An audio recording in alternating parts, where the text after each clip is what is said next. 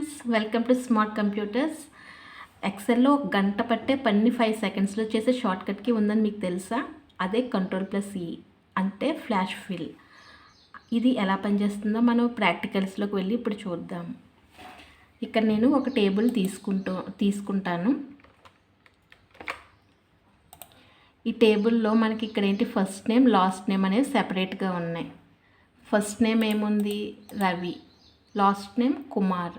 ఈ రెండు కలిపి నాకు ఇక్కడ ఫుల్ నేమ్లో రవికుమార్ అనే నేమ్ కావాలి నాకు. అలాగే సీతాదేవి అని కావాలి. మొత్తం ఇలా ఈ నేమ్స్ అన్నీ కూడా నాకు ఫుల్ నేమ్స్గా కలిపి కావాలి.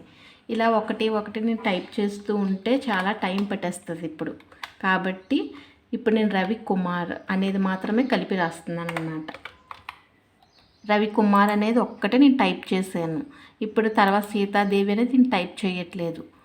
ఇక్కడ సెకండ్ లైన్లోకి వచ్చి మనం ఇక్కడ Ctrl+E అనేది మనం ఇక్కడ నొక్కినట్లయితే మొత్తం సేమ్ ఇంకా ఫస్ట్ ఫార్మెట్ ఎలా ఉందో సేమ్ అదే ఫార్మెట్లో మొత్తం అన్నీ కూడా డేటా ఫిల్ అయిపోతుంది అన్నమాట.